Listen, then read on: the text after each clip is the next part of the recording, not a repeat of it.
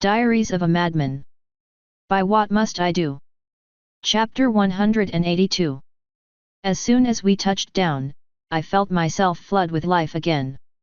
My hair once more merged into flowers, despite the heavy rain pouring down on us. The wall looked very slick and several areas were covered with branches or entire segments of trees. The guards were clearing them as they patrolled. "Welcome to the fort," one of the griffins said. It looked like their group was assigned to guard the teleportation circle. "Any change in the situation?" I asked. "Luna took all the Pegasi a few minutes ago. They're wrangling up the flying platforms. As you can see, it appears to be going decently. At the moment, they had 4 of them clumped together and were chasing down 2 more." "Good. Where are the water elementals?" "In the water," he replied. "Will our princess be joining us?" "Maybe later.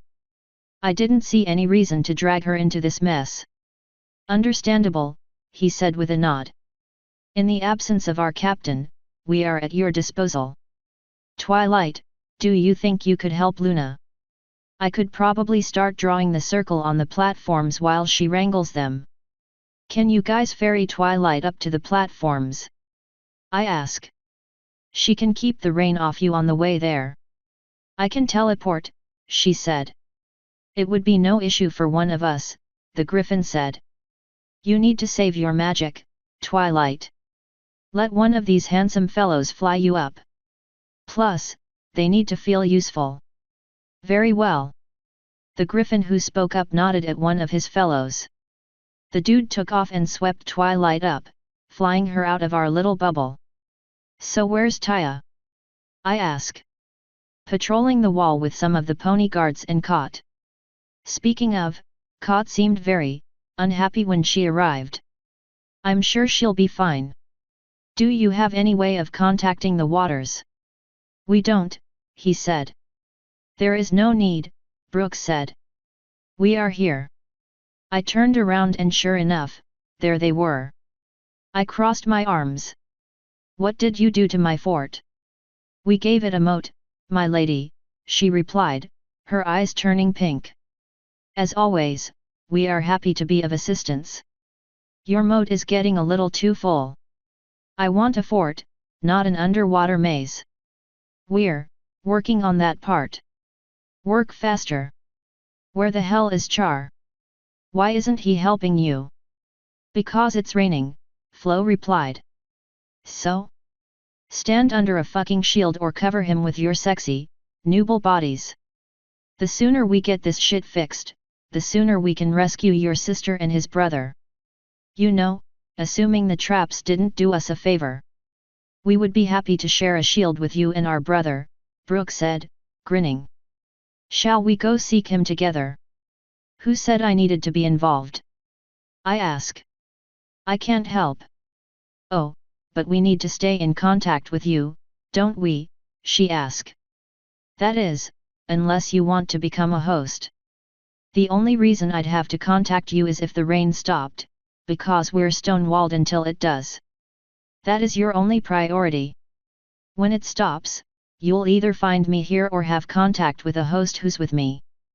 Brooke was silent for a few long moments before her eyes shifted to blue and she bowed. "As you wish." Just like that, all of them darted off to the right, heading down the wall to one of the far shields. "Well done, my lady," one of the griffins said. "That was impressive." I turned back to them and let my arms drop. Apparently the guy who dropped Twilight off returned while the elementals had my attention. "Thanks, I have practice." "So, what are your thoughts on this place?" "I always thought it was a myth," the leader said. "Something veteran adventurers tell scary stories about. I never thought it was real, much less that I'd get to go there. This kind of trip is exactly why we joined the Special Forces, ma'am." "I kinda had a feeling you'd say something like that. Forgive me if I seem underwhelmed. I've seen all kinds of things. Most of them were horrific. Some of them were all right. So we've heard. Yesterday, Luna mentioned something about dragons." "Oh yeah, that shit was completely traumatizing. I almost got turned into a breeding sow for a dragon cult by Bahamut. After that, Pyrite himself tortured me. Then his mother kidnapped me. That giantess was completely batshit crazy with a heart 5 sizes too big. And when I was finally rescued from her, I was told I was to be executed immediately. I only just narrowly survived. I see. I'm sorry for making you. Nah, it's cool. I'm legit dead inside now. Ty is really the only thing keeping me going at this point. None of them seemed to have a reply for that. Sorry, I always forget I'm not supposed to tell people these things. So, somebody name a non-Griffin royal.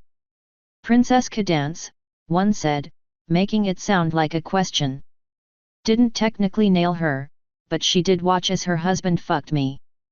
Their mouths dropped. Name another. CEO Zedog. Nope, haven't met him yet. Give it time, though. One of the dogs put a bounty on me, so I gotta go take care of that eventually. Princess Celestia. Oh yeah, so many times. She's a complete animal, if you know what I mean. And a totally submissive slut. One time, I had her turn me invisible so I could fuck her in secret at the grand whatever gala. That's too much, one of them said, shaking his head. Come on, at the gala. It was part of a deal, I said with a shrug. I agreed to do something miserable for her and in return, I got to fuck her at the gala. She loved it, even if she pretended otherwise. What did she get? Nuh-uh. Next royal. Ex-Princess Luna. One of the other guards elbowed him. Shush. Queen Chrysalis. Oh yeah. She's a lot of fun. They all shivered. Don't judge me. No judgment, just a bug. They're squishy where it counts. And trust me when I say that as a lady, size does matter. You know, sometimes. And those bugs can pack more than you can, if they want to. You're just a wonderful little fountain of knowledge, aren't you? One of them said with a grin. I do so adore a man with compliments, I said with a smile. So, next royal. Brooke. Nope. King Aspen. Haven't met him yet. Although now that I think about it, that's just about all the royals I've actually slept with. Though I have had a few memorable encounters with noble women. Anything scandalous? One asked. I try to be discreet. You just told us you slept with several major rulers, one slowly said. As in, I try not to do anything that would get noticed by the major public. I mean, who the fuck is gonna believe you guys? You're gonna come back with hundreds of wild, nonsensical tales.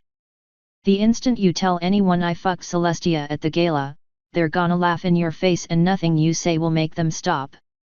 You're pure evil, one shouted. Day. Fucking look at me, dude. How close am I to looking like a demon? I gotta act the part too, right? So how can we trust that anything you say is true? Just because I'm evil doesn't mean I'm a liar. I'm over that now, for the most part. Favorite fetish? One immediately asked. Go fuck yourself. They all sighed in disappointment. Just because I don't lie doesn't mean I'm obligated to tell you the truth. You'd be surprised how many ways you can dissuade or sway people without actually lying. Ask me a yes or no question. All of them very suddenly looked quite intense. Have you slept with Princess Gilda? How dare you even ask me that? I replied. I swore an oath to her father that if I ever slept with her, it would be on our wedding night. I have been nothing but a friend to her the entire time I have known her. As you said, it's a very interesting way to get around answering a question, he replied. So, yes or no? You have my answer, I said. Make of it what you will. You know, it seems to me that someone interested in acting like a demon would be quite interested in stealing a princess's honor. And breaking an oath. One of the other ones continued, especially a demon who enjoys collecting royals as bedfellows. The third one added, you notice how she started with a non-griffin royal. You wanna know why I added that? I ask with a smirk. By all means, please, the final one said. Take a guess about what the crown prince's favorite fetish is. He's married. And after he was through in my room, he asked if I would consider becoming a royal consort. Their mouths dropped. Why would I go for Princess Gilda when her much sexier older brother had his talons all over me? A few of them cleared their throats and looked away. The leader rubbed the back of his neck. Sorry for the suspicion, my lady. I forgive you this time, but don't let it happen again. Have faith in your princess. She isn't some trollop like me. Your prince, on the other hand, has excellent taste in women. You know, some of us have excellent taste in women as well. Play your cards right, maybe you'll have a few more wild stories to tell. You gotta earn it, though. Did Prince Hooters, one asked with a smirk. Who could turn down royalty? It's an honor. Plus, I kinda have a collection going. One of them spit on the ground. Buckin' royal blood. They get all the perks. That's why humans killed most of ours, I said. Instead, we picked the root of money as power, so the more rich you are, the more you could do and get away with. When I appeared here, the rich owned pretty much the entire planet. Is that supposed to be better? One asked. It was supposed to be, but that ended up kind of falling through. Before we could continue dithering on, Watcher and Zecora teleported in with a crack of thunder. I see it's still raining, Watcher immediately said. They're working on it. Luna and Twilight are trying to get a shield up. How much of the fort do you think is underwater now? We all walked over to the edge of the wall. The water hadn't quite gotten up to the ballista holes yet. We sealed the entrance off when the rain started getting bad, Watcher said. So until it gets to the holes in the wall, it should be mostly fine. That does mean Mist and Blaze can't escape, but they should be safe sitting by the entrance until it's all over. I don't think the two of them could ever be safe when they're side by side. Something would inevitably happen. Maybe they can use that time to bond, Zecora sarcastically replied. The more I think about what Twilight and Flo said, the more I am certain that nothing is meant to live that long, not even machines. Call it a malfunction, call it trauma. Nothing that powerful should exist for so long with so many mental problems. They cause tears in the fabric of society when they rear their ugly heads. I worry about how much of what we know will be undone by the presence of these ancient sleeping gods. That are listening to your every word, Brooke said through Watcher. Then heed my warning, Brooke, Zecora said. Your presence in this world will cause ripples. Take care that they do not tarnish things irreparably. It could be as easy as one of your sisters not taking no for an answer. No water would do such a thing, Brooke said. Not even Mist? Watcher asked. She would harm no mortal, Brooke said. Though I have the feeling that if she could do so to Blaze, he would already be her lover. You sure do trust your sisters, I said. Of course I do, Nav. I would swear by every one of them. Hooray for dramatic irony. So what is the plan for now? Zecora asked. With the elementals focusing on fixing the rain, we would be without them should we enter the fort.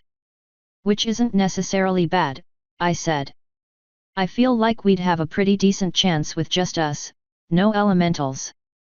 The Waters already scouted it out and dealt with the stuff they can handle. We need to go in and clear out the magical traps and hopefully find out what happened to Mist and Blaze. I'm thinking that will be next, after Luna gets the shield up. With luck, that shield will spread past the walls so we can keep the fort from flooding. If we run into another mass of Nanites, we might have issues, Watcher said. We had issues with the last batch. With all the unicorns we have, we should be able to teleport everyone out. I'd rather lure something like that out in the open than try to fight it in there.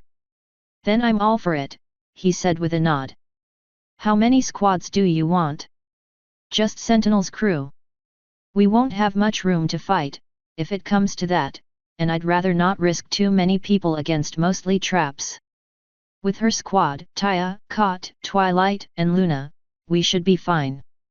Plus, we need to keep the outside secure, Watcher said with a nod. Want me to send up a flare for her? It'll probably take her a while to walk back, so sure. With luck, Luna and Twilight will be done by the time she arrives. His horn lit up and a blue flare shot into the sky. What about Taya and Kot? Hold off. I can almost guarantee she'll teleport back when called. That eager to please, he asked. That eager to show off. How much you wanna bet she forgets the others? Zechora snorted. I just realized how I can make potions even more bitter. No more belly rubs for you. That actually made her look conflicted for a moment. It was long enough for us to be covered in a huge shield that just barely cleared the walls. We all looked up to the center of the fort, where all the Pegasi were hovering around the large floating platform. Luna and Twilight suddenly appeared next to us with a flash. It is done, Luna said, bowing. Good job. Watcher, call my little filly for me, please. Of course. His horn lit up and a green flare shot out. Taya and Kot instantly teleported back. Kot claimed one of my arms and Taya claimed one of my legs. I gave my good filly her well-deserved ear scratches, making her sigh in delight. When I looked over at the griffins, they all had unreadable expressions. I got a job for you. We're here to serve, their leader said. Scout around the wall. Tell the pony squads if there are any places the shield doesn't cover. Ask the unicorns to start evaporating all water inside the shield. As you command, the griffin replied with a deep bow. The others followed suit. When they got tired of it, they all shot into the sky, darting off in different directions. What's with all the bowing? I ask. Haven't I specifically requested the opposite of that? Stop being such a good noble lady, then, Luna said. I'm a completely wanton slut. I'm also probably traumatized past the point of no return. I guess I'm kinda decent at strategic decisions and occasionally getting shit done, but I think I pretty much fail at all other aspects of nobility. All that matters is that you're working to fix it. Kot said. I'm not. I'm reveling in it. Being almost completely apathetic is great. The world starts looking really interesting when you realize that everything is just a means to an end, one way or another. I don't understand, Twilight slowly said. The world is full of problems, Twilight, I said. People keep looking at those problems the same way, using the same old tired moralistic solutions. If you're willing to use things others find unholy for good and you're willing to step aside when the time is right, then you might just be willing to truly change things. All right, I still don't understand, she said. That's because I'm bad at explaining things. But don't worry, I'll show you in time. I'll show you all. It'll be so much fun, my daughter said with a giggle. I, too, shall enjoy being an instrument of your dark ministrations, Luna calmly said. I'll always happily serve you, even after you inevitably go mad with power, Kot sighed with glee, cuddling up closer to me. If I can survive under Celestia, I can survive under anyone. At least you don't make ponies who ask the wrong questions disappear. You know, yet. Thanks for the vote of confidence, guys, I said. But seriously, all the bowing and shit is unnecessary. You're just hurting your backs. It is required of us as vassals and servants, Luna replied. It is a fact of your new life, a required condition. You cannot escape it. My arms crossed and I smirked. I order you all to stop bowing to me. Zechora started chuckling. Ooh, she got you there. You cannot order us to break an oath we made with you, Luna said. We swore to be in obeisance to you always. Bowing is part of how we show our submission. I consider it to be degrading. If you must do something, find a new way to show your submission. I'm sure you'll figure something out, but the bowing is stopping. At the very least, for my vassals. You are, as you said, a wanton slut, Luna slowly said. Would you like us to begin accommodating your desires? I have more than enough bedfellows. You'll have to figure something else out. I have a feeling this is only inviting trouble, Nav, Twilight said. Remember just who your followers are. You mean very loyal and not looking to piss me off just for the fun of it? I ask. Because if I know my vassals, their first instinct would be to make me regret that decision.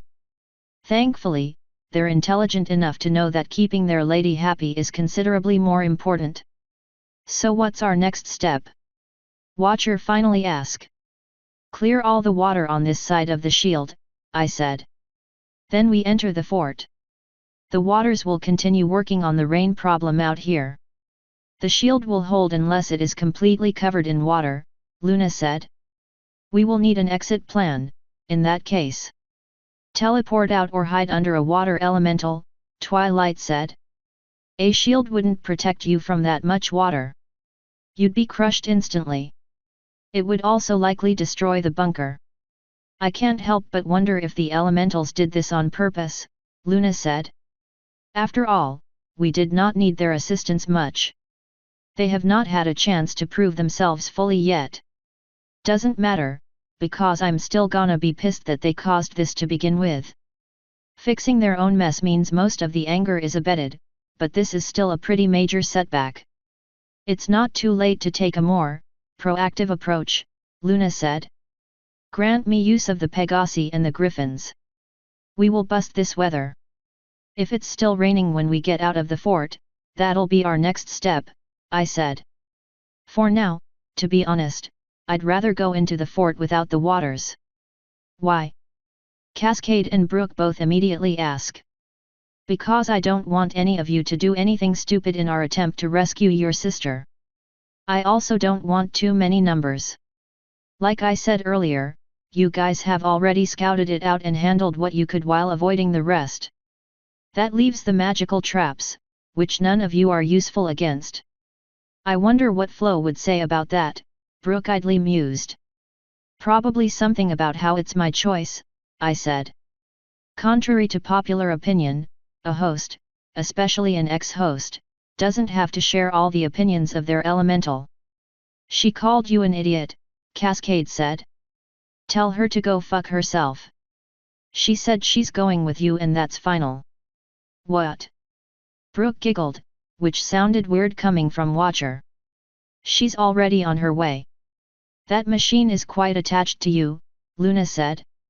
Would you like us to remove it? No. Flo is pure. Aqua snorted. Perhaps it would be best to remove that hussy from your life. I can't have her trying to trick her way back into you. I thought you were wary of her, Twilight said.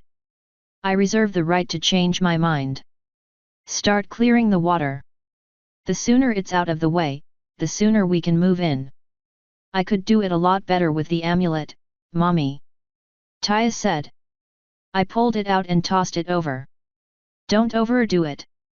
If things go well inside, we'll continue into the bunker today. I would never do that, Mommy, she replied with a giggle. All the unicorns in the group walked over to the side and started evaporating water for us. Did you speak to Gilda before leaving? I asked Zekora. She asked to join us once the fort is safe. I assume she wants to look over the relics. Then we'll send for her when we're done. Have you seen any other spirits? Yes, she said with a nod. This crater is home to thousands of restless spirits, all with erased purposes, all cut down to unknown ends. I feel that unlocking the secrets of the bunker will put many of them at ease. And have you seen any sign that the bunker itself is haunted? The long silence that followed did not make me feel comfortable. When she finally spoke, she sounded far away. There is a reason the restless spirits haunt the fort, not the bunker. I can hear the ancient spirits whispering, even from here. Do they sound hostile? I've been through hell once. I don't particularly want to try my luck again. I believe it best if Luna and I do some preliminary scouting, Zecora said. All I hear is whispers. But I can feel the spiritual presence from here. Hostile or not, there are many lost souls within. And you didn't have us then, Kot said, wrapping her tail around mine. We would never let anything happen to you, my lady. Good. If it's anything like last time, I'll need as many scapegoats as possible. All of the things I fought could be killed, at least temporarily, by my sword. I assume magic would also work. I need an enchanted weapon, Kot sighed. What about that cursed dagger? I ask. You still have that thing lying around, Zecora. I do, Zecora said. I have developed a more effective countermeasure for it, too. Then give it to Kot. My cursed little kitty should have a cursed little dagger to match. Are you sure that's wise?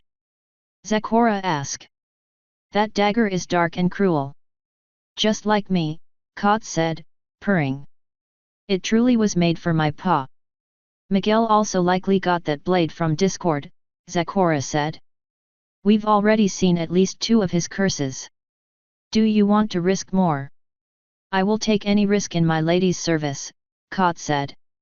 I fear no curse. Should it happen, I shall find some way to turn it to my advantage, to better serve my owner. This is why you're my favorite, I said. She sighed in delight and snuggled up against me. How many females do you tell that to? Zecora asked. None of your damn business, that's how many. We all know being Navi's favorite is only temporary, Kot said. That's why we cherish it while we can. When she grows bored with me, I'll fall from her grace until I win my way back. And what does being favorite grant you? Zecora asked. Praise, cuddles, more attention, and rewards like cursed daggers. My favorite wouldn't make nasty potions and tonics for me, I said.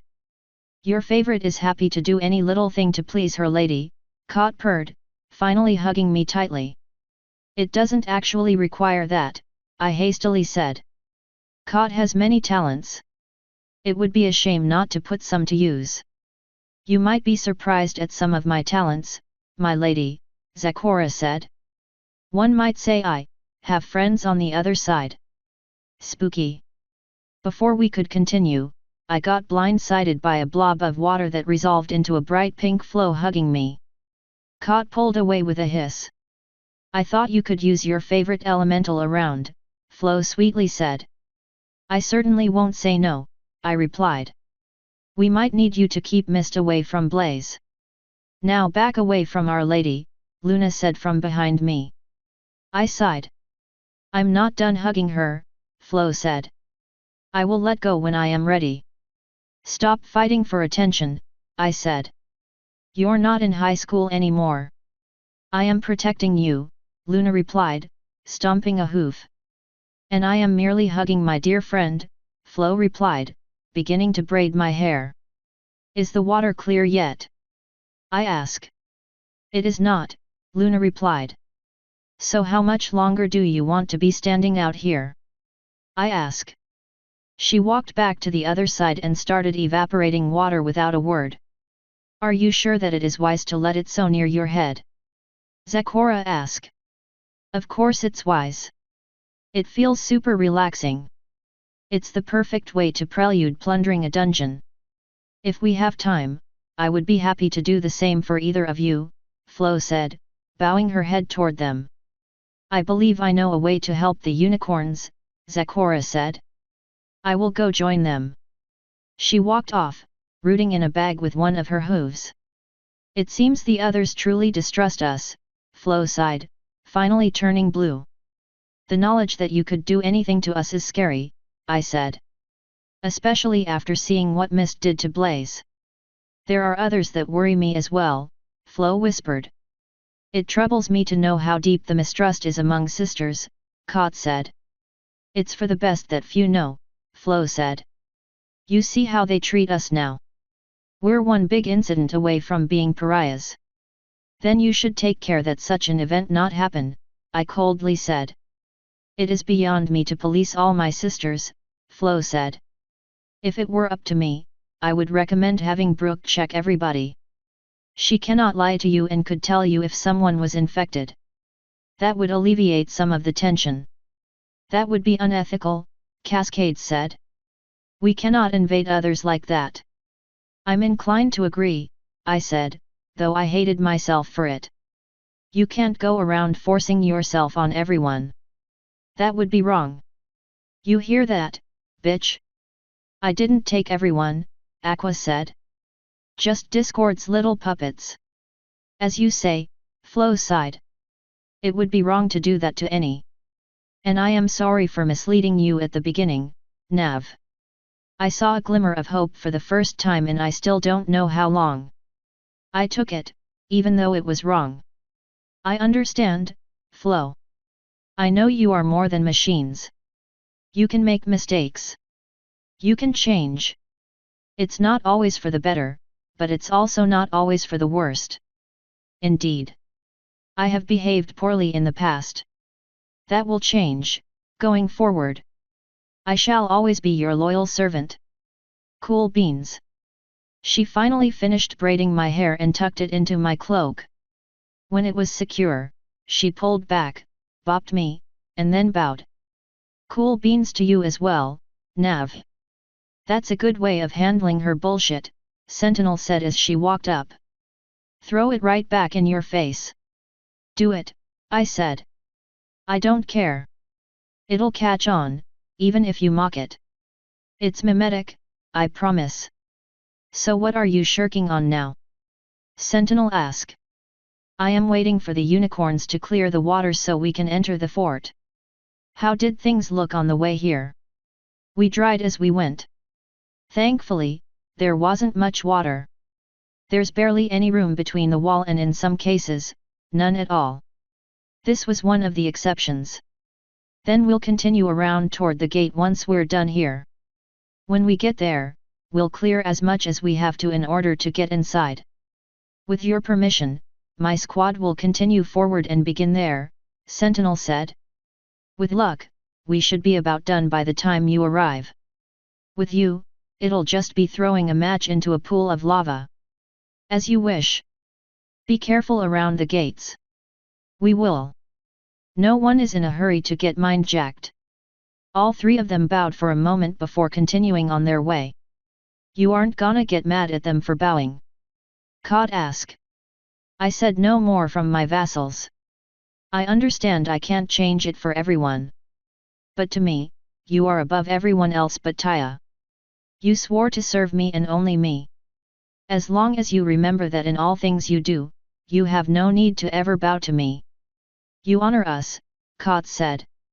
Because I expect greatness from you, I said. I reward results. There will come a time soon when power is at our fingertips, Kot. Remember then that you are due your share. All I need is to serve, Kot replied, placing a paw over my heart. Yeah, and there will be things we can do to help you serve better. Things like minions, hirelings, or maybe wards. Or things like armor and weapons. Maybe a personal airship for your own secret tasks. I will not deny that these things would be useful. However, my place is by your side. I will leave if you command, but I yearn to keep you safe. Then who will assassinate my enemies? I ask. Do you expect me to ask Luna? Of course not. Forgive my insolence, my lady. I live to serve at your whim. Though I do like having you close. It has advantages. So blatant, Flo sighed, shaking her head. You really should restrain yourself, Nav. Yeah, but I don't wanna. I have to do it all the time in Canterlot. Why should I force myself to do it here, too? Practice, Kot said. You're really not very good at it. You should practice decorum at all times so you can improve. You must be the absolute perfect queen. That's boring, Taya said. Don't ask mommy to kill herself trying to be something she's not. And don't presume to tell me what to do, I said. You serve me, Remember. And I reserve the right to advise you. My advice is to be the perfect queen. Noted. Now, Taya, are we done here? Yep. We're ready to move toward the entrance. Good. Amulet. She stroked the thing around her neck and thought. I really like it, Mommy. Is it really so bad? Your little filly just wants to love and protect you so much that she's willing to risk a little corruption. Amulet. She ripped it off and threw it at me. Why, Mommy? Stop being dramatic, I said as I put the amulet away. Now go join the others. We're right behind you. She huffed and puffed, but finally stomped off, muttering. Also, temper tantrums are cute, not scary. Her horn lit up and 2 magic hands appeared behind her, flipping me off. I'm so proud. And so we walked on, clearing the water as we went. By the time we got to the gate, Sentinel had most of it cleared. We helped finish up and soon enough, we were standing on the warm, baked dirt. Shall we open the gates? Luna asked. Do it, I replied, pulling up my rifle. Her horn lit up and the broken gates slowly started swinging open. Twilight shot a light inside, illuminating the slightly flooded interior. It didn't look like the water got too far, but there were several large puddles. Blaze and Mist were absent. Our first priority is finding the 2 lovebirds, I said. Flo, can you track Mist? Yes. She is definitely still alive. Whether or not she is with Blaze, however. Well, it's a start. Luna, Flo, caught, on point. Taya, sentinel, rear guard. Twilight, with me. Keep us shielded. Surprisingly, I didn't get any sass or backtalk. Everyone actually did as I ordered and soon enough, Luna looked back my way. At your word. Twilight's horn lit up and a nice shield covered us all. Ready? Shouldn't you let me use the amulet? Taya sweetly asked. I pulled it out and tossed it to Sentinel. Use it in an emergency. Are you sure, my lady? She asked. Yes. My daughter huffed and pouted. And if push comes to shove, get Taya out. And you, naturally, Sentinel said with a nod. I could never abandon my lady on the battlefield. It is my place to die in your place. I'd much rather you live for me than die for me, thank you. Taya doesn't have a backup yet. I do. What backup? Twilight immediately asked. It's a tree sister thing. You wouldn't understand. Try me, she sarcastically replied. I can place a seed in my belly button and leave it for a full day, then plant it to create a clone tree of myself. If I should ever die, the clone would wake up with all my memories up to the point when I made the seed. Extraordinary. Luna said. So that is how she kept coming back. I want one of those seeds, Twilight said. As do I, Luna replied. Several. I know multiple places to plant them. The problem is, I need cherry blossom seeds. They both grunted. Yet, not exactly in season right now. I've made a single one already, so I'm fine. And you didn't tell me. Twilight demanded, stomping a hoof. I was worried about you, Nav. And I appreciate that, I replied, bopping her. It really shows you care. I was planning on telling all of you in time, when I had more seeds. I wanted each of you to plant one and not tell anybody where. That way, I'll have several backups all over the place. With luck, I can use them to avoid more horrific mutations, and maybe try to fix the ones I already have. I don't understand, Twilight said.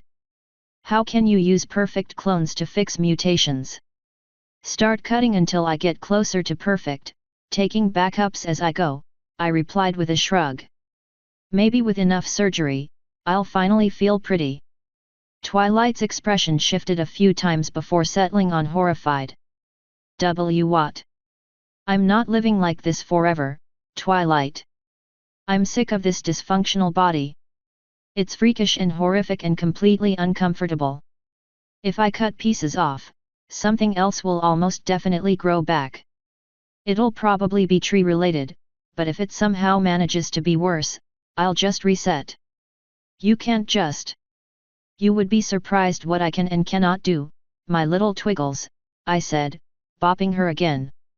Don't make me regret backing you over Celestia, Twilight quietly said.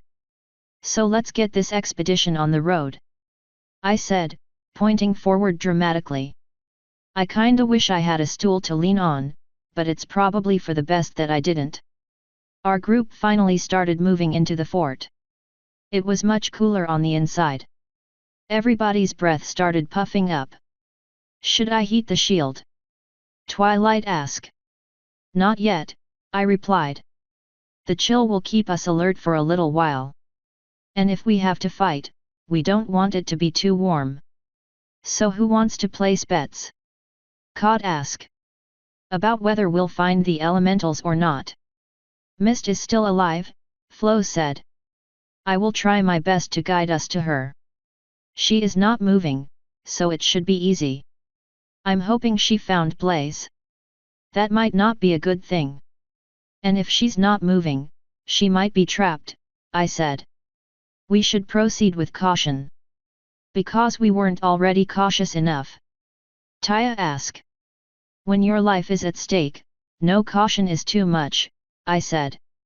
Sentinel, bop her for me. Sentinel looked at my daughter in distaste. Taya lifted her nose expectantly, beaming. Sentinel sighed and glared at me while bopping my daughter. Thank you. Cease this foolishness, Luna said. I have found our first trap. Her horn lit up and a rune started glowing on the floor before us. A rune of shattering, activated by touch. After enough of us passed over it, it would shatter, likely leading to a horrid fate at the bottom.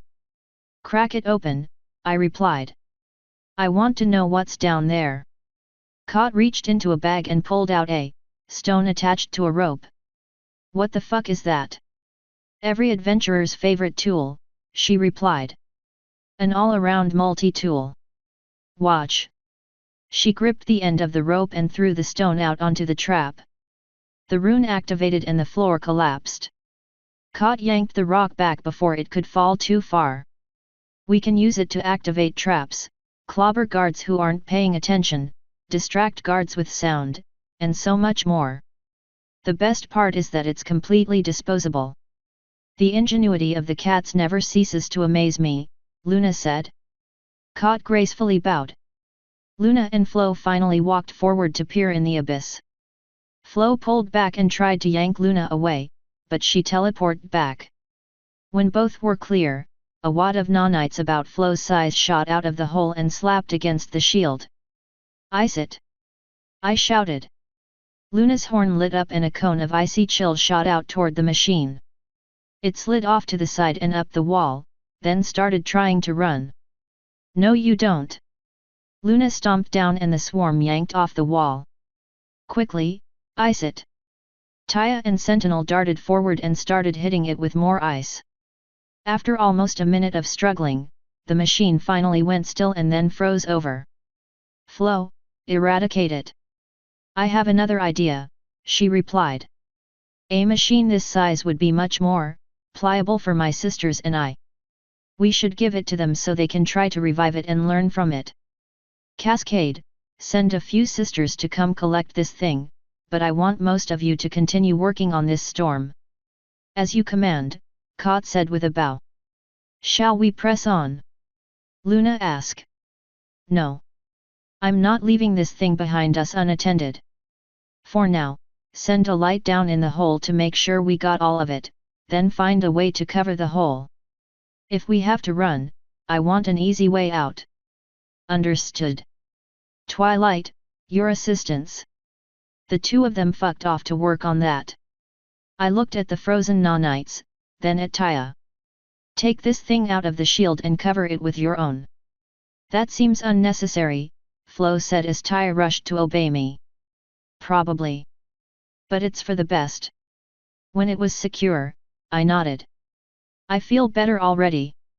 Always happy to obey. Taya said. And you're always fun to reward, I said, patting her head. She leaned into it and sighed in delight. So remember when you said I could call you on questionable things? Sentinel asked. Taya and I both just stared at her. You know what, never mind. I went right back to rewarding my pet daughter. I'm surprised you didn't bring Spike and Felix, Flo said. Neither of them have skills that aren't already covered here, I said. Anything Felix can do, Kot can do. Anything Spike can do, Taya or Luna can do. Again, I didn't want too many numbers. And when you go into the bunker itself, we'll need too many numbers. That's the only way we'll find anything down there. Assuming, of course, enough of it is accessible. It could take us days or weeks, otherwise. Without an accurate map, that's assuredly true, Flo said. That bunker was deceptively large while you were there. I assume some parts of it will be inaccessible and other parts will be uninteresting, but even exploring the important parts will take some time. Even finding them will be hard, I said. I'm sure you probably still have the official, public map in your head, but I don't think most of the interesting stuff was on that map. Even if they were, it's been so long that everything in that place is probably all messed up. We shall be very thorough, Flo replied with a nod. My sisters and I will make finding hidden or lost passages easy. I'm quite interested in what is left of the black market, personally. It was quite the armory, wasn't it?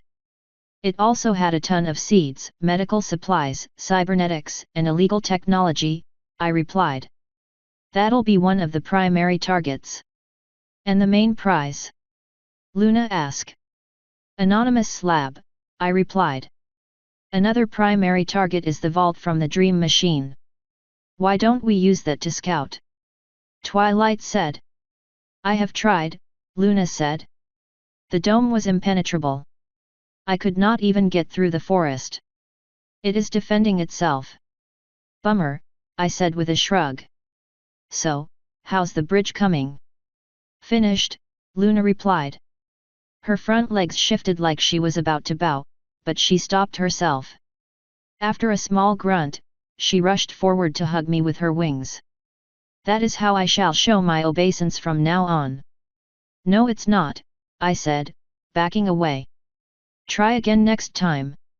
She looked away with a shiver, then whispered, as you wish. Don't do this, Luna. I shall test the bridge, my lady. She walked off, making her own shield as she went. Tell Cascade to hurry up, I said, turning to Kot. She is almost here, Kot said. And would like permission to join us. She didn't think it was fair that only Flo should get to protect her host. Then how are we going to communicate with the others? I ask. She wants one of us to become a host to the other sisters. Any takers? I ask. No one said a word. Cascade will help escort the prisoner. I'd rather have more of them outside helping fix this rain, anyway. As you command, Kot slowly replied, placing a paw over her heart. A large blob of water finally turned the corner around the gates and darted toward us. When it finally got close, 4 sisters broke away and bowed. We are here for the Nanites, Cascade said. Taya. The shield over the mass lifted. The evil Nanites instantly shot toward one of the ponies, but Sentinel blocked it with her own shield. Before it could try again, the waters encircled it. That's your only live one, I said. After this, we smash them. Your terms are accepted, Cascade replied from the bubble.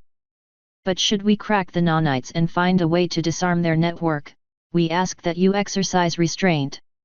Agreed, but forgive me if I don't hold my breath. Get that thing to the others before it escapes. At once, she softly said. Just like that, the 4 of them started drifting off. See? I told you those things could survive ice over time. That was no mere ice, yesterday, Sentinel said. Luna did something very interesting. Onyx snorted and muttered something. Shut it. Whatever. Let's move forward, same formation. We shortly caught up to Luna, who fell into line without a word. I wasn't looking forward to the conversation I knew was coming with her, but boundaries obviously had to be drawn.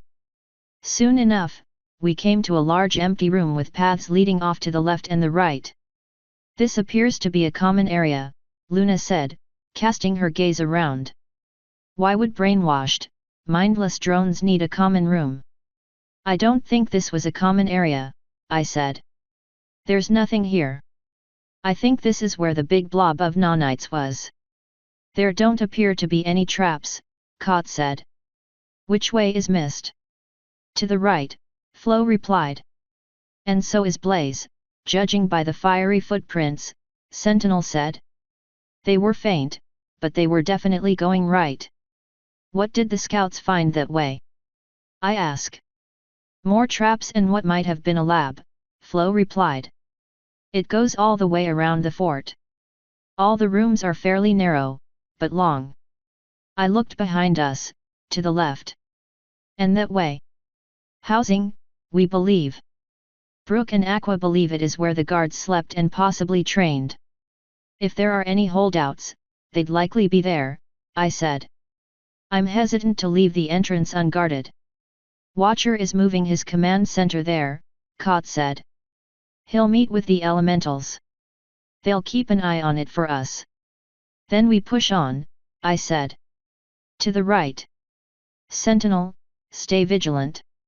I earned my nickname for a reason, my lady, she replied with a bow. Good. Taya, keep them safe. Of course, mommy. One of the guards in Sentinel's squad snickered. Taya glared at him, but thankfully didn't pummel the poor guy. Before we got to the right hall, Kot swung her rock around and flung it through the entrance. It bounced right off and the air shimmered around where it hit. Magical barrier, Luna said. Not magical, Flo said, looking around the wall. This is technological. Can you not hear the hum of machinery? No, because not all of us are pure, I said. Can you deal with it? Perhaps. One moment. She slithered off to the wall, then began skirting the entrance. Say the word and I blast it, Luna replied. I would like this place as intact as possible, I replied. Learning how to make something like this would be useful. Perhaps we should have brought the princess after all, Twilight said. Flo finally started sliding up the wall, still following the entrance. No, this is beyond Gilda. She'll be happy to study it when we're all safe, but I think she would be more of a hindrance at the moment than a help. I'm surprised you think so little of her, Luna replied. After your proclivities, I thought you would be better disposed. I know what Gilda is, and I know what she is not, I quietly said. And I would appreciate you keeping that rumor out of your mouths. The other griffins are suspicious and I don't want them getting word of it. Then perhaps you should let her spend more time with me, Twilight said. After all, I am under no suspicion. All the more time to cuddle with my little filly, I suppose, I replied with a shrug. Or your loving servant, Kot immediately replied. Our Lady seems to have no shortage of cuddling partners, Luna slowly replied. I have to find some way to ward off the winter chill, I said. All the life leaves my blood. I've felt more alive on this trip than I have in months. You certainly look radiant, Twilight replied. The flowers suit you. Would you like one? I asked, lifting up one of the flowers in my hair. I would be honored, she sweetly replied. I pulled a dagger out and slashed through the stem of the flower. The knife instantly fell from my fingers and I tripped. Twilight caught me and set me down, then floated the cut strand up. It was leaking amber fluid and hurt like a motherfucker. Her horn lit up brighter and the flower floated over. Hold still, dear, she whispered. She lowered her horn against the strand and the flower bound back to it, making me sigh in relief. So, not such a good idea, Hey! Taya asked, looking at one of her flowers in wonder. No, not so much, I groaned. That's all I could say before Twilight kissed me. When she pulled back, she was blushing. I'm sorry, Nav. Don't worry about it. We didn't know. I finally grabbed the knife, pulled myself up, and stretched. Let's not do that again, though. The shield finally made a loud hum and shimmered again before collapsing with a flash of light. Convenient timing, one of the guards muttered. Flows good like that, I said. The elemental herself was slithering back toward us, lit up pink. When she was close, she returned to her normal form. The barrier is down, my lady. It should not reconnect behind us. We should check the other side, Sentinel said. If it's also blocked, we'll have to walk all the way back around. Good point. We'll continue forward. Flo, check the other side and disarm it if it's guarded. Return to us when you're done. As you command, Flo said, bowing her head. She scooted straight toward the other one while we began walking into the tunnel. We didn't get very far before Luna stopped. Another magical trap. Her horn lit up and a glowing symbol appeared on the ceiling. Looks like it would freeze whatever goes under it. And a physical trap, Kot said, pointing at the wall. The holes are small, but I believe it would shoot darts or spears. A nasty piece of work, overall, I said. Take care of it. Kot tossed her rock under the rune. Nothing happened. Heat the rock with magic, she said. Luna's horn lit up and the rock lit up red, making the rope start smoking. Getting covered in a thick layer of frost fixed that, though. Kot tugged the rope back and Luna cleared the ice off. Thoughts on the dart trap? Kot asked. Cover the holes. I ask. Our Lady always offers such wonderful, inventive solutions, Luna graciously replied. One moment. Her horn lit up and several bricks ripped out of the dungeon wall. She floated them to the holes and then used magic to make some kind of adhesive to attach them. Allow me to test it. She clanked into the line of fire with her heavy armor. Nothing happened. After a few seconds, she nodded. It is clear. Flo slid right up behind me and placed her watery hands on my shoulders. It is finished, Nav, she warmly said. Excellent. Let's press on. We got through 3 more extremely lethal traps, all fairly easily bypassed. Finally, we beheld another sealed entryway. How did Blaze and Mist get through these? Twilight asked. It's possible the walls were activated after they entered, Flo replied. It could be why they're trapped. Then why can we get around them? Kot asked.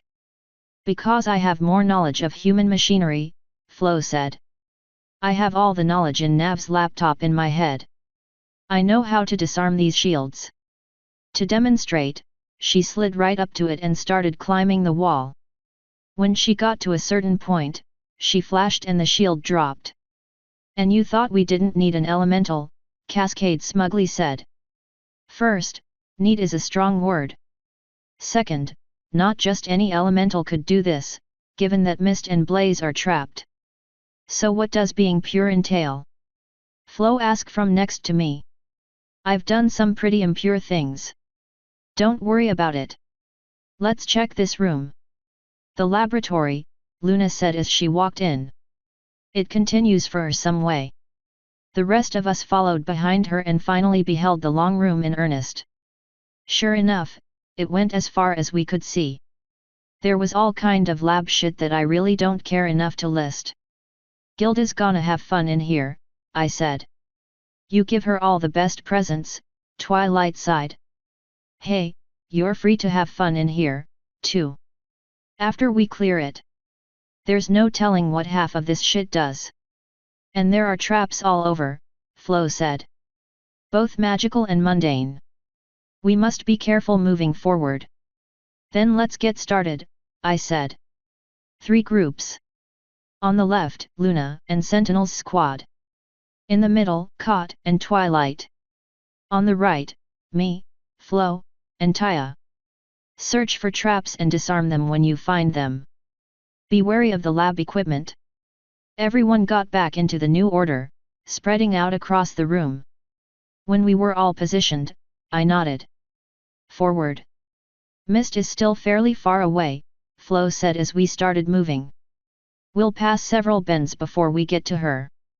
I told that idiot not to go in alone, I sighed.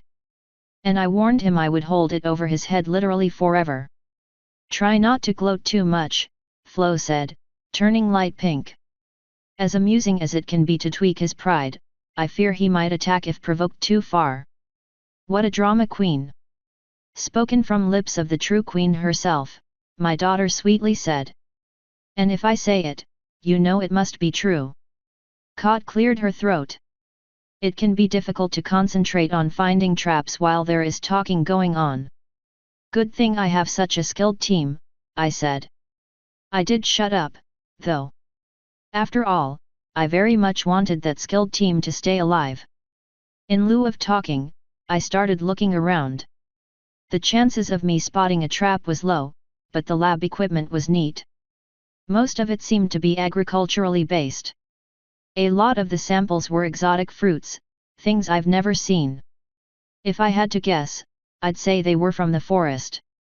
After we had disarmed a few traps, I started looking closer at the notebooks lying around. What language is that? Taya asked, looking at the page I was holding. English, I replied. I can read it perfectly. It's a note detailing the effects of a fruit made with varying amounts of certain atoms, using the nanomachines to build it perfectly to order.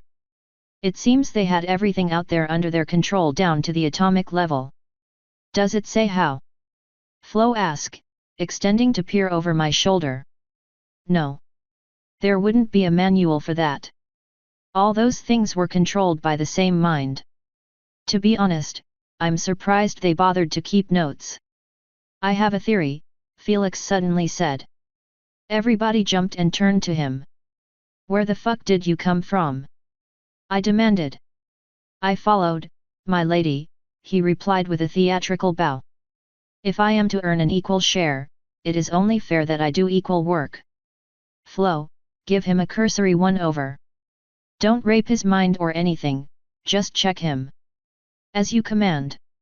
She scooted on over and poked him in a few key places. When she pulled back, she nodded. He is clean. Just checking. Tell us this theory of yours. There are legends about this place, my lady, he said. Legends that it is a vault that only a single being can open. As the legend goes, the defenders keep several treasures undefended to tempt people in, but going in numbers is deadly. I think these notes are considered treasures. To anyone with a translation spell and a fine enough control of magic, you can make fruits with all kinds of effects. That's dumb, Kot said. Several of the others nodded or grunted. So you're calling me the chosen one? I asked, lifting an eyebrow. You have not yet opened the vault, my lady. Assuming, for that matter, there even is a vault. The place down below is very dangerous. Is it haunted? I ask. You've been. Surely you would have noticed. I do not believe in ghosts or spirits, my lady. They're real, I said. He didn't look impressed. Extremely real, Luna added. That made him blink. And all too happy to kill you, Twilight said. He flinched back. Hold on, I think I know the spell, Taya muttered. She closed her eyes and her horn lit up, then a light shot over to Felix. He looked down at himself for a second or two before looking back up at us. His eyes immediately focused on something right over my shoulder. Watching him fall on his ass was surprisingly satisfying. What is that? That's the dead Russian bitch who's haunting me, I said.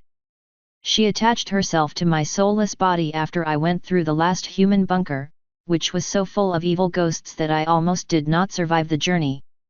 Soulless. We're wasting time, I said, turning away. Let's keep moving. Felix, Join Twilight's group. Help look for your traps.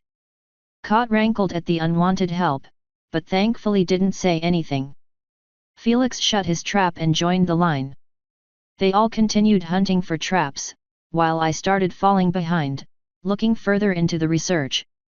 Eventually, we went from agricultural to geological. There were all kinds of rocks, ores, and gems on tables and in cabinets. See, this is why people come here, Felix said. I mean, that diamond is the size of my paw. Not only was it the size of his paw, but it was bright pink and cut into a heart shape. Creepily enough, it was shaped like an actual pony heart, not the Valentine's heart. We're going to have a fun time looting the hell out of this place, I said. And if we can get the nanomachines to make more of these gems, we can basically corner the gem market. We must be wary not to flood it, Luna said. If we drop too many goods too quickly, we will saturate the market and make all of the gems worthless. Ah, the De Beers approach, I replied with a nod. Classic. What does that mean? Twilight asked. A couple of decades before I was born, a company called De Beers was formed. They were a diamond company, but weren't selling that many.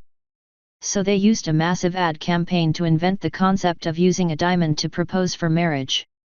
Over the course of about 10 years, they developed an entire cultural icon from scratch.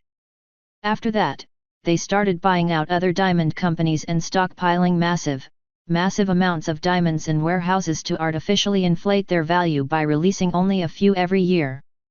Since they basically had a monopoly on the market, they could set whatever price they wanted.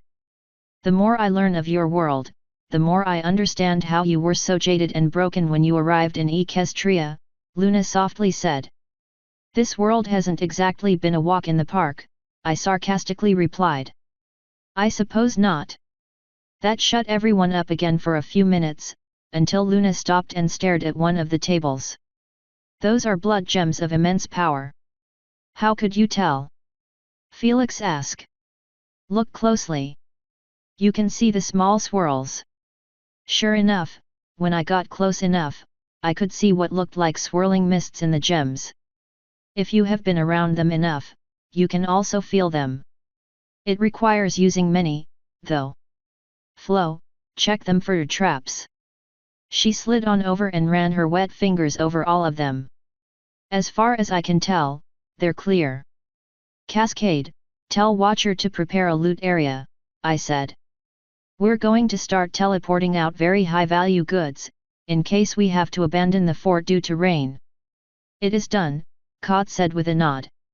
He's having his troops clear out a small area now. It should be ready in moments. I request first choice on the blood gems, Luna said. You spot something, you get first pick. This goes for high-value stuff only, like blood gems. It's only fair to give everyone else a chance on the rest. Fair as always, she replied with a nod. Her horn lit up and one of the gems floated over, a dark red diamond. It flew up to her horn and flashed. When the light faded, it had broken into several smaller chunks, all evenly sized. Each chunk flew into a small slot on her armor, then locked into place. All the magical runes lit up dark red. I quite missed the feeling of fully powered runic armor. You're making Taya a suit of that next, I said. And then me. As you command, Luna replied with a bow. Is the loot area prepared? It is, Cot confirmed with a nod. He's assigned a guard to inventory everything that comes in. Teleport them out, I said. They all disappeared. Move on. Keep an eye out for more good shit. For one with such a large bank account, you sure do always seem to want more, Sentinel said. I have plans, I said. Big ones. They're going to require money. Plus, I always make sure to give my crew a good share. At this point, most of you guys could probably afford your own houses and airships. Black Fate's squad did buy an airship, actually, Sentinel said. And hired a crew to fly it. They make trading runs. Smart man, I said, nodding. I'm thinking of forming a few academies with unique curriculums. Have you decided where yet? Twilight asked. Yes, actually, I replied. I'm going to convert my old house on the edge of the Everfree into a university. That'll only be a small part of the final piece, though. I'm going to hire a few monster killers to teach hunting classes so I can start clearing monsters out of that place. If I ever want to make anything out of it, they're gonna have to go. I'll have them capture as many as possible and have them shipped to the nearby Changeling gem mine, where they'll be killed over my portion of gems, giving me a decent supply of blood gems. Once we have a nice stockpile, we'll begin the Tartarus campaign. So, 3 Pegasi with 1 stone, Felix said with a smile. Very impressive, my lady. Yeah, I'm awesome. Agreed, Luna said. Such an idea is ingenious. I'd like to spearhead the university project, if you don't mind, Twilight said. I know all about how they're run and what they need. I'll ask Moonbeam if she'll supply changelings to build it, I said. But they can do it under your direction. I'd like to keep the aesthetic, I'd like it to be free, and I'd like it to have more human technology. If you want, Twilight sighed. Flo reached over and bopped her. Don't be racist, Twilight. Yeah, Twilight, I said. I thought you were better than that, Sentinel said, shaking her head at the poor mare. I'm not being racist. Twilight shouted, slapping a hoof on the floor. I just prefer my buildings magic-powered. For shame, Twilight, Taya said, sounding incredibly disappointed. Poor Doppel will be so hurt. My poor little Twiggles groaned. Are those swirls I see? Felix quickly asked, jumping to a small, clear cabinet. Sure enough, the gem within was swirling. Oddly enough, it was otherwise pitch black. What kind of gem is that? I asked. Tourmaline, Flo said. It's definitely a blood gem, Luna said. Not overly powerful, though. Flo. She pulled the cabinet open and pulled it out. Clear. You saw it, Felix. It's yours if you want it. What is its monetary value? He asked. I don't have any way of making runic equipment. At the right market, likely 200 to 300 bits, Luna said. Of course, they're incredibly illegal in Equestria. Selling them is a very good way to find yourself in an unpleasant fate. I'll take my chances, he replied, taking the gem from Flo. So what is special about these things, anyway?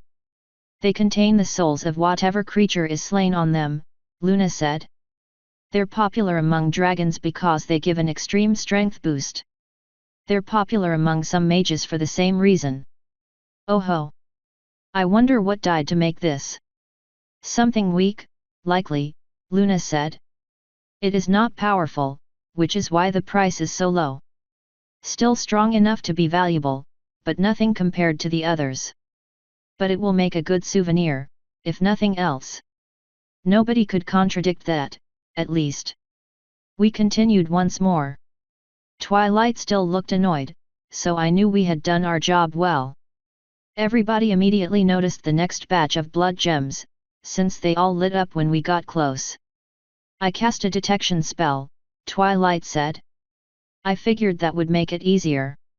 That's not fair. Taya said. That means you get the first pick on all of them. Cast your own detection spell, I said. There's more than enough to share, Twilight said. It's not like first pick means anything for me anyway. I don't actually have a use for them right now. I do intend to study some of them extensively, though. A wise idea, Luna said. If you would like, I can teach you more. Unlocking their power would open many doors for you. That sounds good, Twilight said. Her horn lit up brighter and the gems disappeared. Let's keep moving. It's a wonder the inhabitants were able to do anything with all these traps in the way, Luna said. Each of the magical traps we've passed has been deadly. That is not an issue when all thoughts are governed by one, Flo said. With the machines to guide their hooves, the guards would easily skip all the traps. Such wretched fates, Luna sighed. To lose their minds wholly and utterly to ancient machines. It is good that they are finally at peace. I'm surprised you'd care about them, I said. I didn't figure you put much thought into it. The lives I have taken weigh on me, despite possible appearances to the contrary, she softly replied. I like to keep count, Kot said. I am not surprised, Luna said. Unfortunately, not all of us are natural predators. Something in front of us very loudly clicked, making me flinch and caught in surprise. 4 different magical shields instantly surrounded the machine that made the noise. Moments later, it exploded. What was that? Felix quietly asked. A motion-activated IED, if I had to guess, I replied. IED stands for Improvised Explosive Device. So it's possible that anything here could explode? Taya asked. Not anything, but anything large enough to hold a bomb. Luna cleared her throat. Then I must warn you. When you blow up a blood gem, it causes a huge amount of destruction. Of course it does, I sighed. Twilight, does the detection spell let you know if something is hidden from view? That one doesn't, but this one will. Her horn lit up bright and a wave of purple shot out in front of us. Keep an eye out for shimmers. How far are we from mist? I ask. If I had to guess, I'd say we'll see her in 10 or so minutes, Flo replied. Assuming we continue at the same pace. Then we continue, I said. Once we rescue them, we'll consider options. For now, each group needs to keep a small shield up, and be ready to back up at all times. 3 shields went up and we pressed on, walking around the destroyed machine. Thankfully, we got past the geology section without running into any rigged blood gems. I guess the nanomachines didn't really want to risk blowing up half their lab on accident. The next batch of lab equipment seemed to be dedicated to paleontology. We passed several preserved corpses of all kinds of horrifying mutants in tanks of what smelled like formaldehyde. Why would they just keep these around? Taya asked. It can't be healthy. It's possible that the local nanomachines have a personality, I said. Maybe they just like collecting weird shit. I don't recognize any of these things, Luna said. Some of them are familiar, but none of them. That one is looking at us. We all followed her gaze and sure enough, one of the specimens in the tank was looking at us with pure silver eyes. As we watched, the eyes of all the others began opening as well. Blast em! I shouted. All the horns lit up and started destroying all the jars near us. Thankfully, the shields kept us secure against all the glass shards that were flying everywhere. When it was finally clear, all we could hear was the sound of liquid dripping onto the floor. I finally pulled my sword out and started walking again, boots crunching on broken glass. Everyone followed, of course. So why didn't they activate for blaze? Kot asked. They might only detect life forms, I replied. Or noise. The 2 of them were probably silent on the way in. Shall we continue slaying them, or wait for provocation? Luna asked. Continue destroying. I don't want to take any chances. Nothing in this particular lab seems all that useful, so I'm not worried about collateral damage. Wall of fire, Luna said with a nod. 5 meters away. Unwise, Flo replied. The machines will develop a resistance quickly. The host might perish, but the true threat would persist. Allow me to move ahead and clear the way. If they didn't activate for mist, they likely will not for me. Pull back if they do, I said. I don't want them ganging up on you. As you wish. She pressed on, hunting for more jars. When she got pretty far ahead, we followed. Flo was able to avoid all the traps while killing everything for us, so we picked up her slack. Thankfully, that shitty section wasn't very large. We got the next one quickly, which had fairly large barrels of silver liquid. It wasn't moving at all, but we all stopped when we got to the edge. Not it, I finally said. I shall go, Luna said, walking forward. The liquid remained inert. After several seconds, Flo moved to one of them and prodded the liquid. It's not alive. I believe it hasn't been activated yet. It's possible that we could reprogram one in this state. How is reprogramming the other one going? I ask. It doesn't seem interested in talking, Cascade said. But we have determined that it was linked to the other machines. They do seem to all share a single mind. The more of it we destroy, the weaker its mind will become. And the rain? It's snowing instead, she quietly replied. God damn it, Aqua, I sighed. It wasn't even my fault, she shouted in my head. It was waterfall this time. Cascade didn't correct me, though. It should be fixed soon. It shouldn't have been broken at all. The sooner it's fixed, the sooner you can join us in scouting. We are aware. It should be soon. Shall we press on? Luna asked. Let's, I said with a nod. Be wary of the liquid, but don't attack unless it stirs. Thankfully, there weren't too many vats. We got past that section quickly and ran into a large metal bulkhead. Mist is right on the other side, Flo said, placing a palm on it. Though I can't imagine this would stop her. Cut us a hole, Taya, I said. She walked closer and her horn lit up. A bright white glow started at the bottom of the door and then began moving up, cutting the metal as it went. When she had cut a hole large enough for all of us, she pulled the metal back with magic. Luna and Flo rushed in. Taya and Sentinel's crew were right behind them. The rest of us followed at a more sedate pace, because nobody seemed to be fighting. In fact, they had all stopped to stare at a machine across the room, where a blood-red male water elemental and a fairly calm female fire elemental were stuck in thick jars. Some manner of control panel was in front of them. There was no sign of anyone else. Another bulkhead blocked us from getting further in. I walked up to the jars and tapped on one. Can you hear me?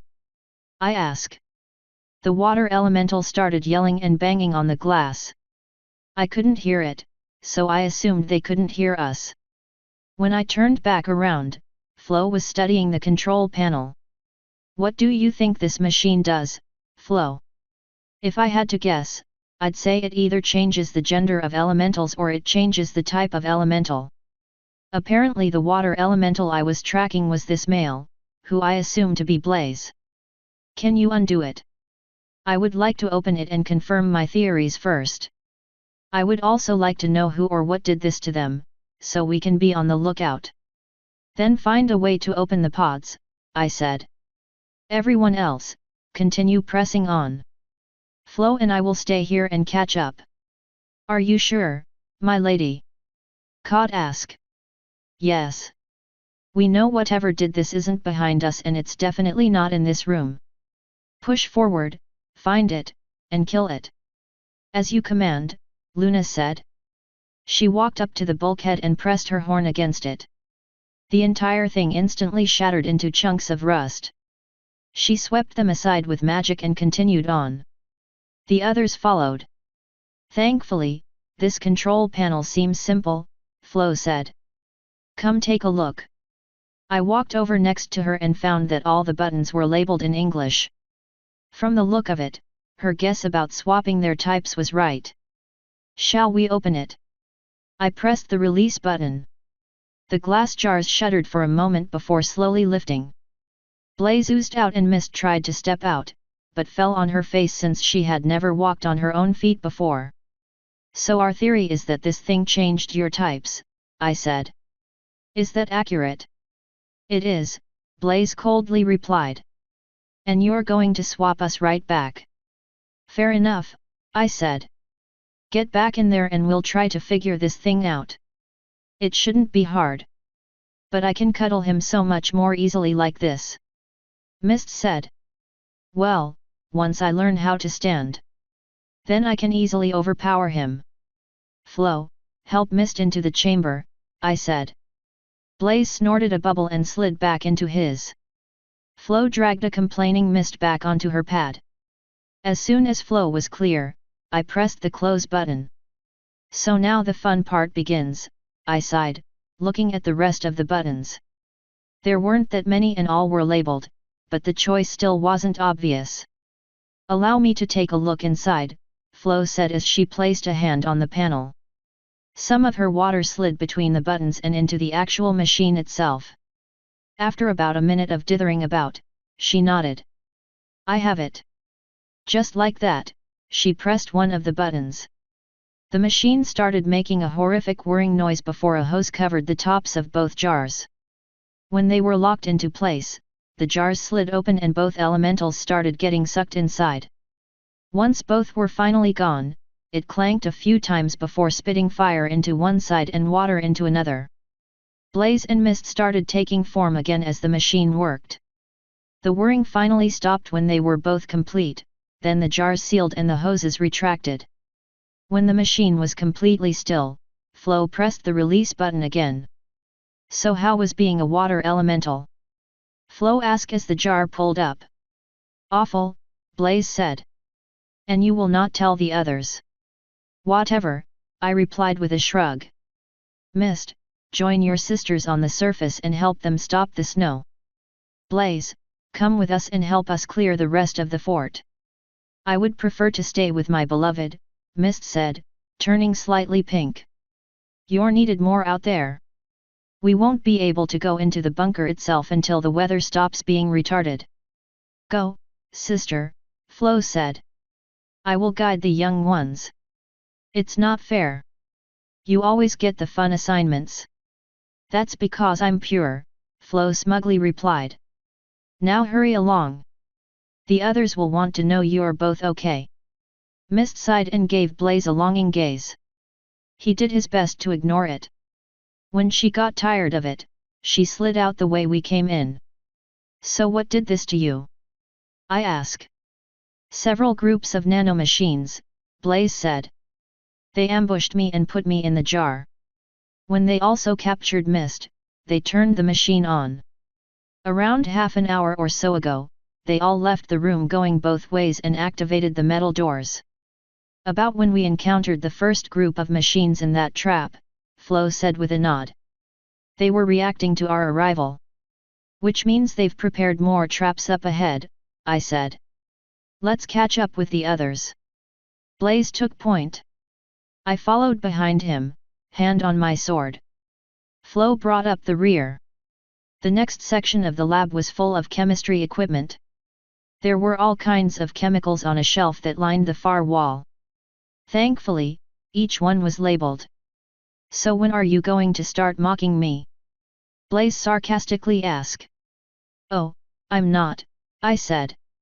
If your body hadn't been fucked up, I would. But trust me when I say I know all too well what that's like.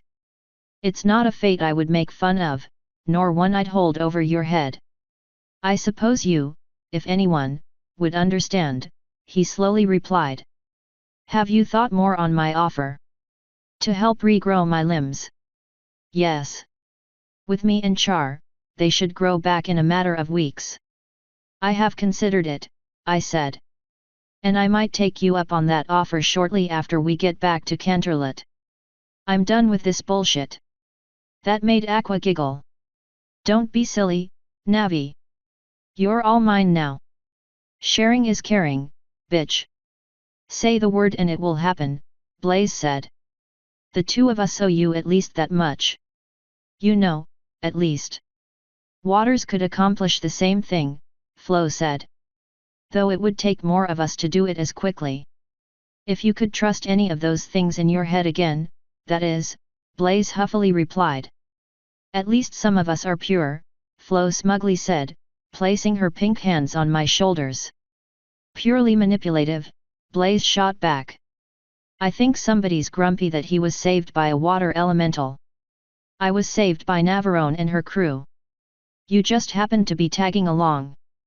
Sure, because that's so much better for your pride. I am in no mood for your taunts, you watery tart, he growled, burning white hot. Flo giggled and finally left him alone. How far ahead do you think they got? I asked after a few minutes of silence. Surely not far, Flo said. It's only been a few minutes. Shall I pick up the pace? Blaze asked. No. I doubt they missed anything, but I don't want to risk running into something because we're in a hurry. Surely they'll come across something that will slow them down. With Luna, Twilight, and Taya. Blaze said. Somehow I doubt it. That was actually a pretty good point. I was hoping we'd catch up, but I doubted the others would wait. How far do you think we've come? I asked. Almost 3 kilometers, Flo replied. I predict about 7 more. Once the precipitation stops and we clear out all the magical traps, I want the elementals to comb this place over, I said.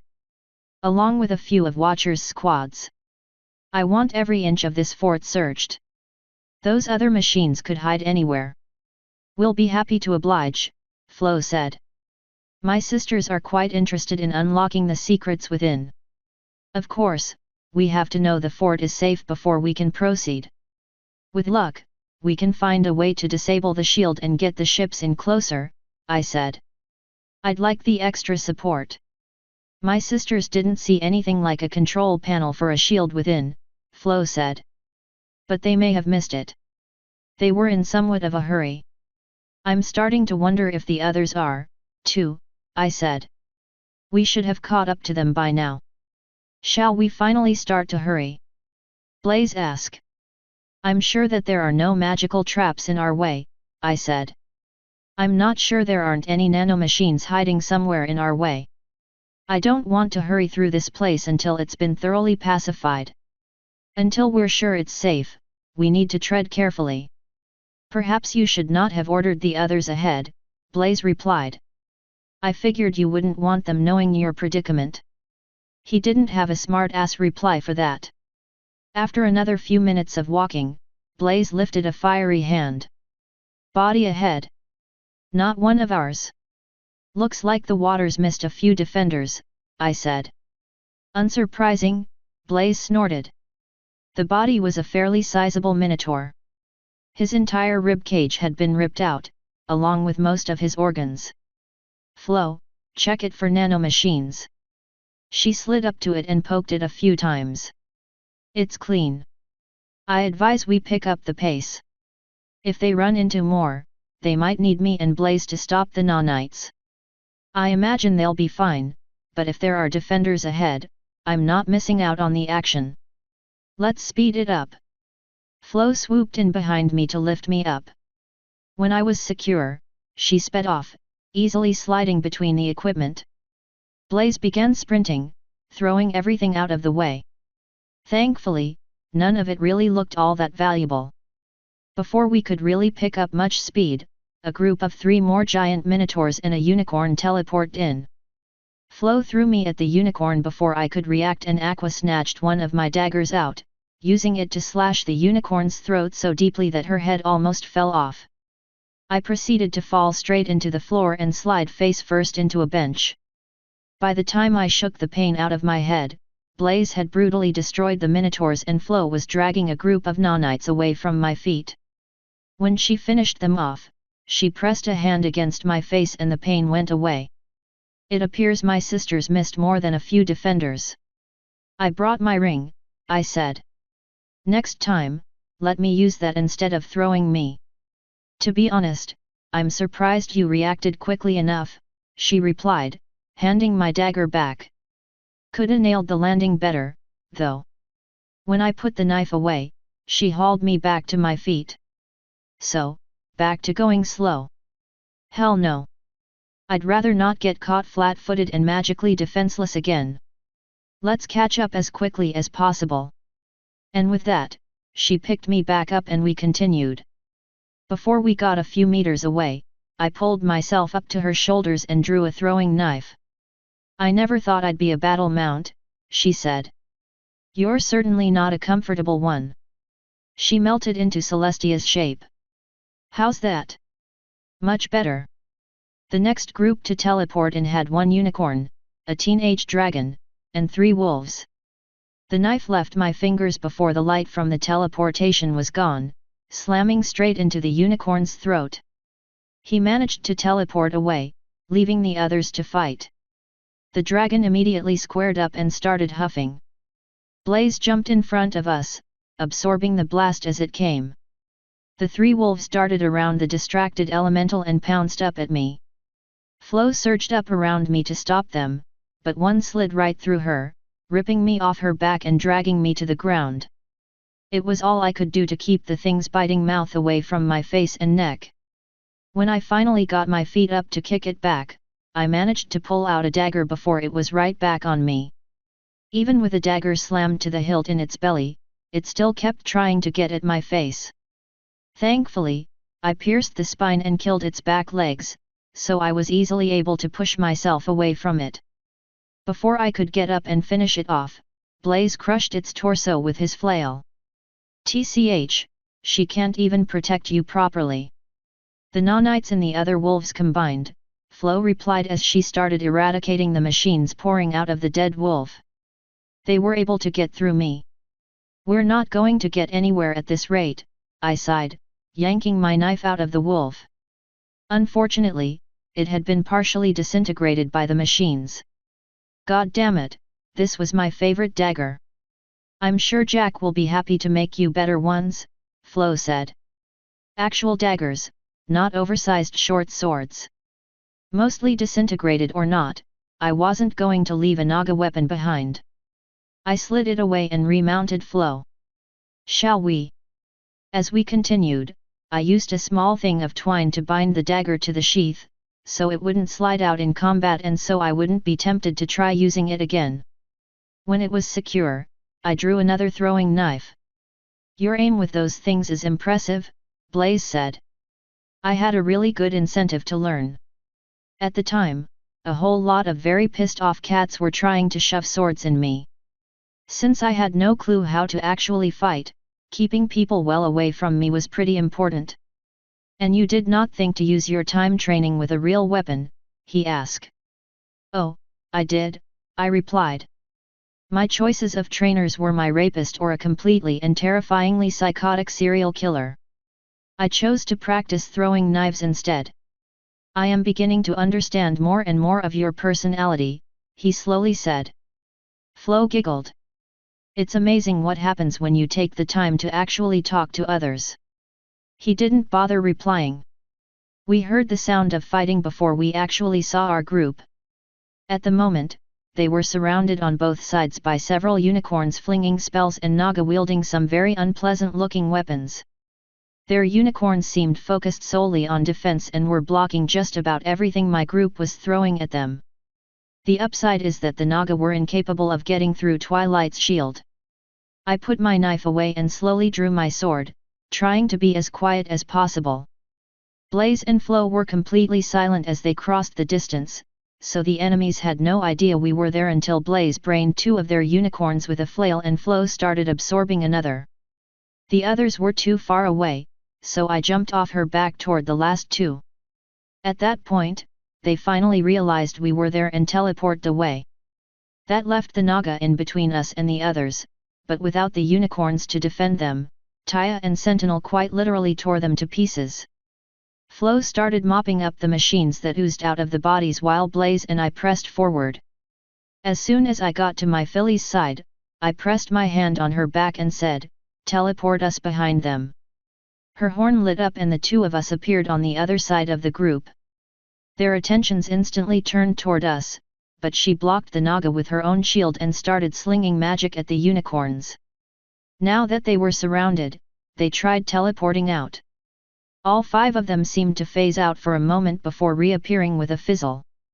Put a shield up behind the Naga attacking the others, I said. As soon as Taya's shield went up, Twilight dropped her own while Sentinel and Luna wrecked the Naga. Once they were clear, the unicorns tried hitting us with their own spells, but they couldn't focus on both attack and defense. Taya dropped the shield blocking the others from the hostile unicorns. "Taya, fire resistance!" Luna shouted. Our shield turned red and a huge swath of blue flames covered us for about 15 seconds. When it was over, nothing was left of the enemies between us, not even ash. Before I could give more orders, the others rushed forward to clear the gap between us. When we were all together again, Twilight raised a new shield. Everyone spread out to fill in defensive gaps around the perimeter of the shield, not that I really expected much to be able to pierce it. "Keep that anti-teleportation field up," I said. "The Nanites are trying to preserve as many unicorns as possible. As soon as they're injured or outnumbered, they run. Everyone else seems to be disposable, though. If I keep the field up, they can't get to us," Luna replied. "And if they can't get to us, we can't kill them. Then cast it again as soon as more appear." "Cascade, how the hell did the scouts miss so many survivors?" "I doubt they were hiding in the fort," Cascade replied. "We believe it likely that they are coming from the bunker itself. As it so happens, we aren't the only ones being attacked. Watcher has had to pull all of his guards back to the gate." "They only hit us when we started rushing," I said. "When did they start attacking you guys?" "When we started rushing," Sentinel replied. "Why were you in a hurry?" "You knew we were behind you." "That is why we were in a hurry," Luna said. "I was hoping to clear the fort before you caught up to keep you out of harm's way." "Don't be a silly filly, Wona," I said, reaching up to bop the nose of her helmet. She stopped me with magic before I could touch her. "Don't. My armor is unfinished. Touching me while it's on would be unwise." Everybody else took several steps away, but I met her gaze. "You're not that dumb. You're bluffing." Her magic released me. "Do as you will." I reached out and bopped her. Absolutely nothing happened. It truly does seem that there's no escaping the indignity. "She does it because she loves us," Taya happily replied. "Accept it from your lady as a sign of honor." Sentinel sighed in disgust. "Sounds like somebody needs a bop." "We should keep moving," the mayor replied. "We've already been caught in one ambush." Unfortunately, she was right. "Luna, Blaze, caught, take point, 5 meters ahead. Keep an eye out for traps on all sides." "Sentinel, Twilight, center." "Sentinel, prepare for fast response. Me, Taya, Felix, and Flo will guard the rear, 5 meters behind you. Each group maintains their own shield, but everybody be prepared to drop your own for a single shield. Focus on killing unicorns the instant they appear. We need to whittle down their teleporters." Everyone fell into line with a fairly minimal amount of grumbling. When we were all in place, the procession started. "So has anyone else wondered how they have so many troops?" Felix asked as we walked. "Surely there aren't that many adventurers coming here." "The bodies I have absorbed have all had perfect regeneration," Flo replied. "Something in those nanomachines seems to be able to keep them alive longer than we can keep our hosts alive." "That would be a fun secret to crack," I said. "What's the status of the snow?" "The snow has stopped," Cascade replied. I gasped in surprise. "But the trees are still growing and showering us with debris. Debris that we can much more easily burn back now that it's not snowing. Is Watcher still holding?" "The attacks have stopped," Cascade replied. "We think they might be linked." "There's no way that hurrying in this place can trigger encounters," I replied. "I refuse to believe this is a video game. It is merely a hypothesis. As it is, now that we know there are attackers, we are less inclined to enter and leave your soldiers alone. You have most of the heavy magic hitters with you." "Watcher ain't bitch made," I said. "But I'm inclined to agree. If this thing can give its followers perfect regeneration, there's no telling what might be waiting for us here, what species of times long past and magics of old that might be gathered." "You're being dramatic again," Taya whispered, bumping against me. I'm looking forward to seeing what's ahead. I hope we get to kill some stuff that makes neat trophies." We can mount the heads at storm front. That wouldn't be good for your ladylike image, Flo replied. All the better. Can we mount Celestia's head? Luna asked. I think it would look wonderful above your new throne. Nav would never do that, Twilight said. Besides, I think it would send the wrong message for the start of her reign. Although I might keep her horn as a trophy, I said. I just won't display it. So you truly are serious about your ambitions? Felix asked. I am. Is that a problem? It's no fur off my back, he replied with a shrug. All the chaos that will come with her death will definitely make certain activities easier. If I catch you stealing in my new kingdom, you probably won't find yourself receiving a deal for leniency, I replied. All the more reason not to get caught. Why would you ever even need to steal again? Twilight asked. When we finish here, you'll be so wealthy you could retire 10 times over. I could have retired a decade ago, he scoffed, waving a paw. But where's the fun in that? I do so enjoy my work. And you really shouldn't overlook my services so quickly, my lovely Lady Navarone. I know of all kinds of powerful artifacts in ruins of old that I've merely lacked the resources to obtain. With your assistance, I could loot all the famous dungeons, bringing you power beyond measure. And what do you bring to the table that Kot doesn't?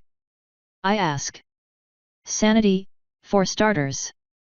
Kot hissed at him, but he did kinda have a point. I am a master of infiltration and stealth. I have 15 years of experience as a thief, stealing things both large and small. No lock, pocket, or gem is safe from my paws. I am one of the most notorious thieves alive, my beautiful princess-to-be. Surely my services are worth more than whatever that bedraggled thing brings to the table. Kot? I ask with a smirk. I am an ex-assassin, trained by the official clans of the Egyptian government. I have killed thousands, cutting my way through battlefields, parties, back alleys, and wherever else my prey sought to hide. If I want somebody dead, it is only a matter of time. My paws are cursed such that one opens any lock and the other seals any door, so no lock in the world can protect you from me. If I so choose, I could slit your throat in your sleep and be gone before any guards even noticed. So you'd rather have a cutthroat murderer by your side than an honest thief? Felix asked. She's cute and cuddly, I replied with a shrug. She's bragging about how quickly she could kill me. Sounds cute to me, Luna said. And how could she be more cuddly than me? Her fur is so thin and bristly. I mean, look at me. I'm all soft and fuzzy. Nav has weird standards, Twilight sighed. She thinks changelings are cuter than ponies. I refuse to accept that, Luna immediately said. We must change her mind. Would you like Taya to teach you how to be cute? Flo asked. I think it would do wonders for you. No giving Luna an ultimate weapon, I said. She would misuse her cuteness. And Taya doesn't. Sentinel asked. She uses it to manipulate you all the time. Taya misusing her cuteness leads to belly rubs. Luna misusing her cuteness might lead to heart attacks. So why don't you like me? Felix finally asked. I've been trying to figure it out. You surround yourself with such monsters, yet you act like simple thieving goes too far. You're proud of being a thieving scumbag. Neither Luna nor Kot ask for their shitty pasts and both are trying to be better. You're bragging about how you're going to go right back out to thieving and being a piece of shit as soon as this is over. Unless I had royal support, like I mentioned, he said. In which case, I would be happy to loot old ruins, turning to a life of dungeoneering instead of crime. It's not like I haven't considered it in the past. I've just never had enough support to make breaking into the real treasure troves worth the risk. But with the kind of group you've built, such a thing would be a walk in the park. And on the plus side, you can keep your horrifying murderer by your side for all the cuddles you could ever want. I replied with a shrug. He sighed and finally shut up. It was certainly something worth considering, but I really didn't want to keep putting up with him. Then again, since Aqua was probably going to completely erase my personality anyway, it's not like it would matter that much. A few more minutes slowly passed by in silence. Nothing else teleported in and it felt like everybody was starting to relax again. Luna finally looked around and said, "It appears the attacks have stopped. I am not sure what would cause them to strike while we move quickly." "It would be easy to test," Twilight said.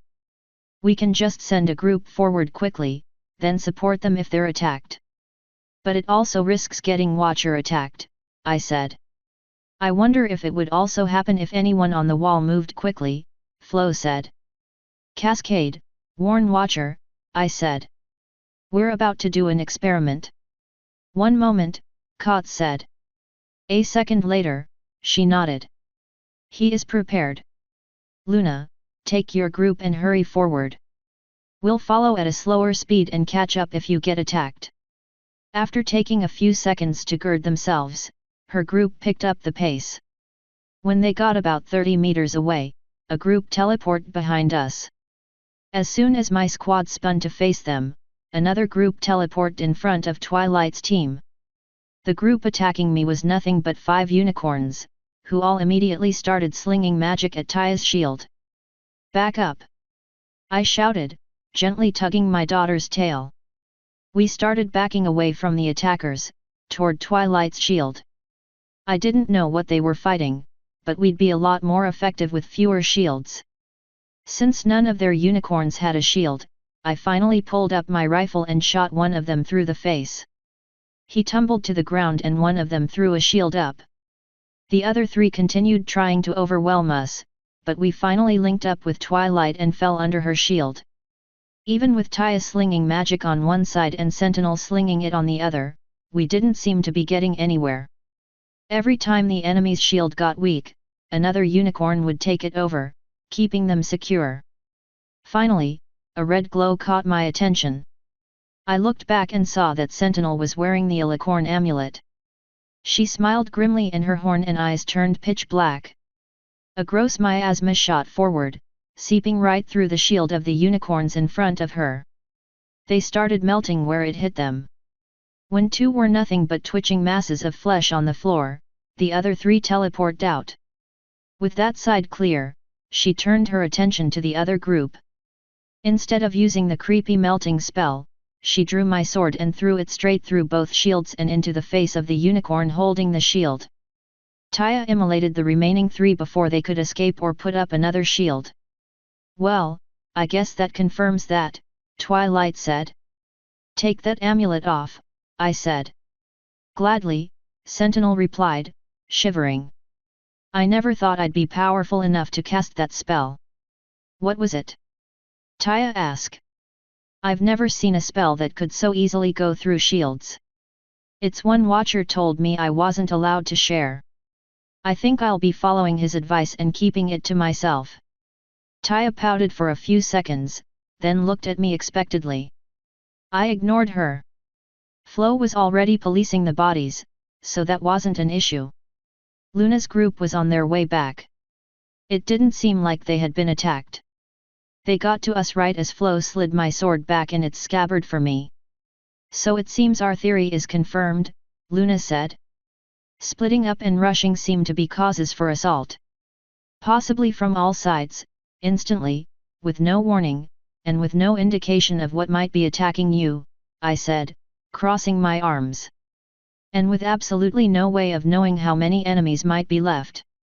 That leaves us in something of an awkward spot," Twilight slowly said. "We can't really consider the fort secure until we clear out the enemies in the bunker. And on the flip side of that, I'm not comfortable continuing into the bunker until we comb the fort," I said.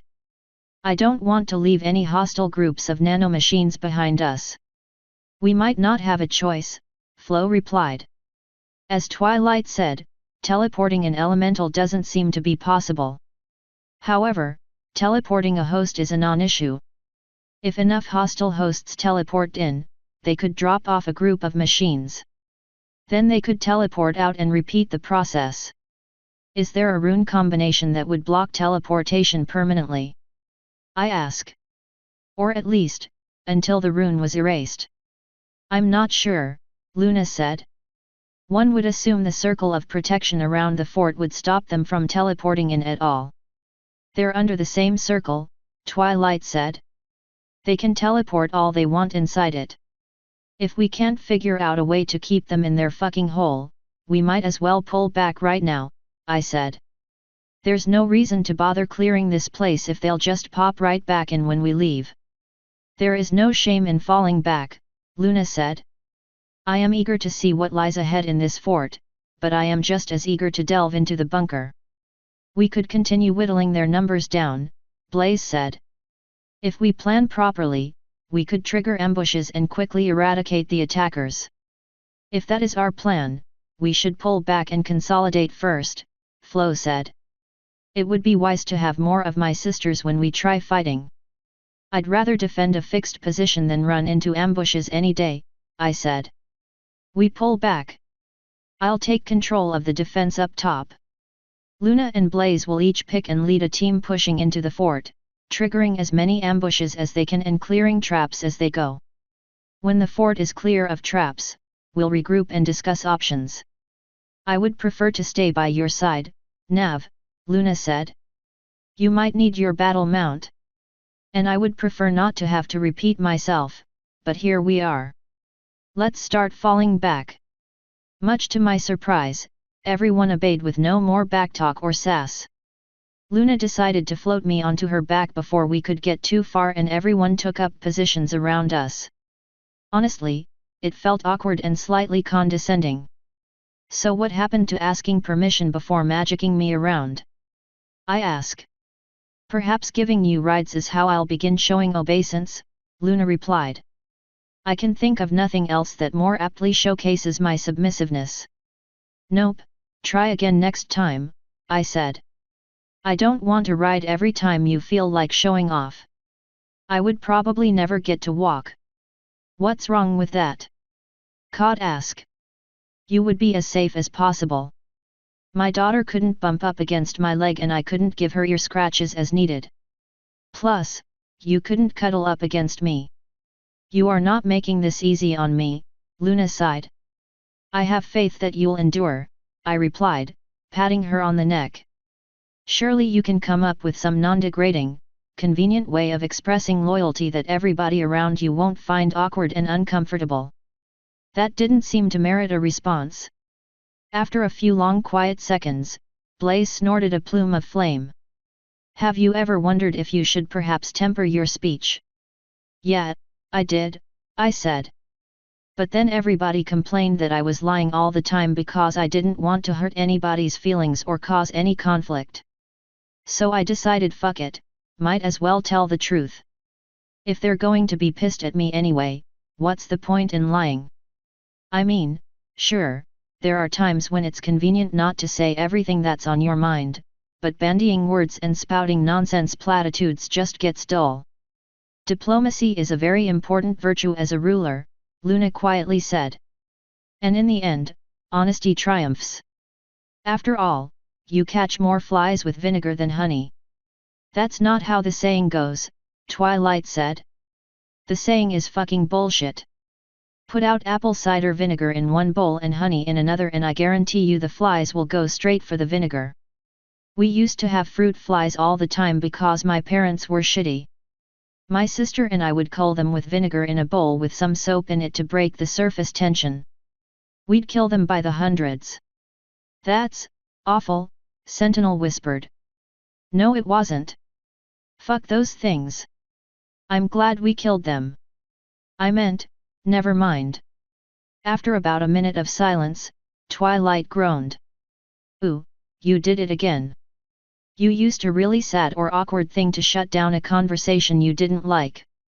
So you think my childhood was sad or awkward? I ask.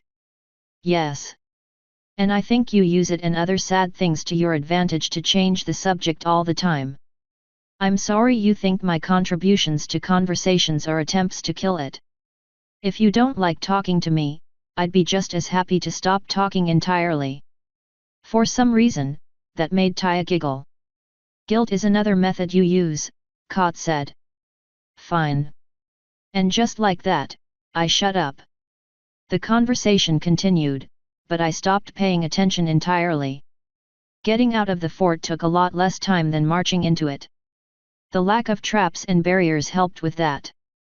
We didn't run into any more enemies, likely due to the fact that we were grouped up and not hurrying. I'm pretty sure that just about everyone was extremely pissed off by the time we got out, but it was hard to tell since I wasn't really paying attention. Being ignored seemed to put them in a bad mood. Unfortunately, I couldn't act like a child forever. When we finally got up to the top of the tower, where Watcher's command post was, I knew the jig was up. Report, I said. It's been all clear for the last 20 or so minutes, my lady, Watcher said. Around the time you started pulling back. We're going to try a new strategy, I said, finally sliding off Luna's back. 2 teams are going into the fort to trigger ambushes. 1 team will stay up top and hold the wall. With luck, we can wear their numbers down out here before we get in the bunker. As you command. Who is going with which group? You and I are leading the defense, I said. Blaze and Twilight will lead one group, Char and Luna will lead the other. I'll let you guys sort out who goes where. Luna was first up to bat.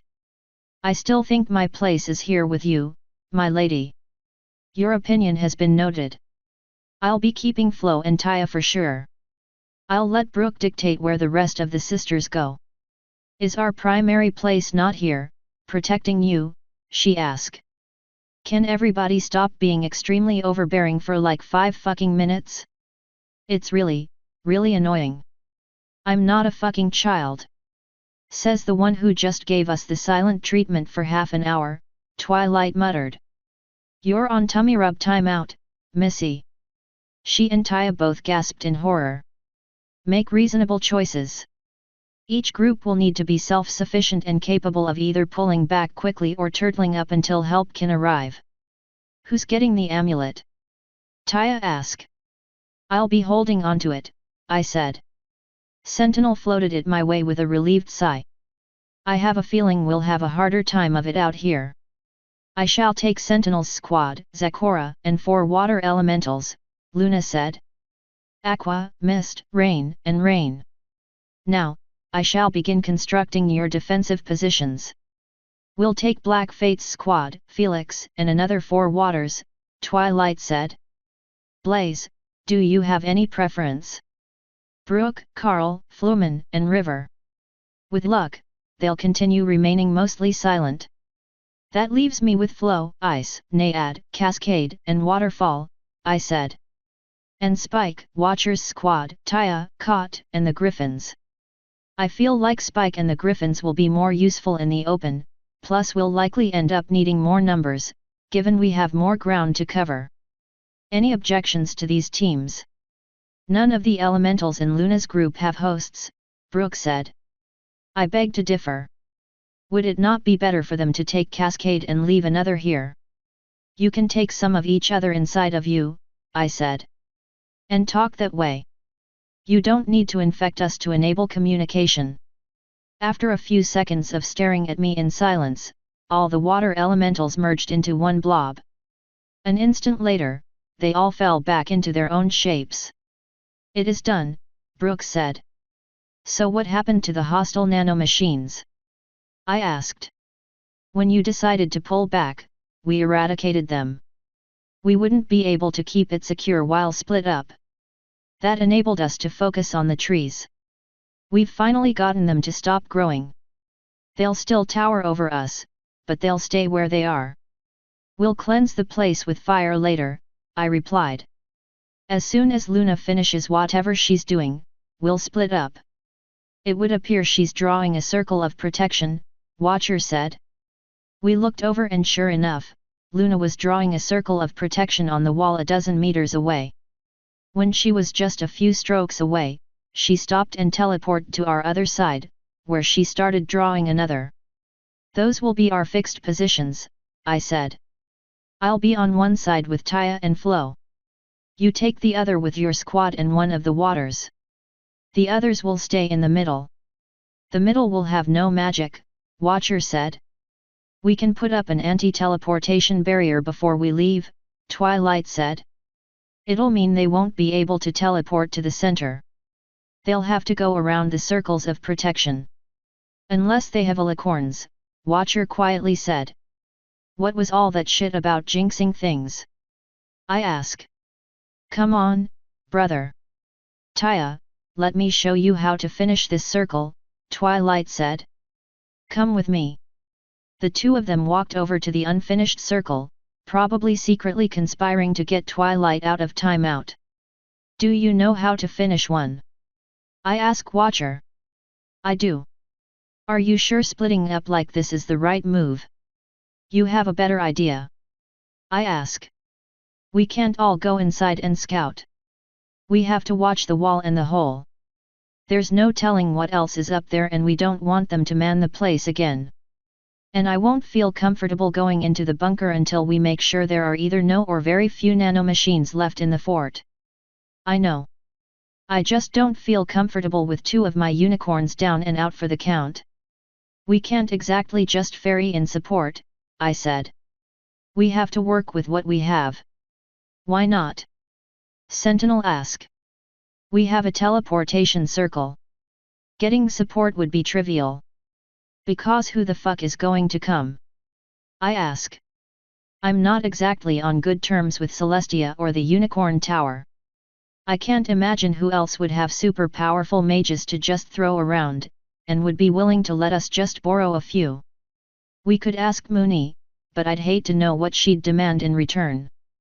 Plus, I have some doubts about the usefulness of her soldiers, even the Sapients. What about Shining Armor? Watcher asked. I think he owes you a few favors. Spike, can you send them a letter? I ask. I don't think it would work in here. We'd probably have to go to the ship. And with the range, it might take a little while to get there. Then we'll do it the slightly harder way. Watcher, take Spike back to the ship. Write a letter to Shining Armor asking for his help. Explain that we need to borrow a few competent combat unicorns to replace some losses. Then get some of the crew to use one of the circles to teleport to the Crystal Empire and deliver the letter to either Shiny or Cadance in person. You two return as soon as the letter is dropped off. If Shiny is able to send support, the ship unicorns can bring them back. Should we mention you know who? Spike whispered, discreetly pointing to Luna. No.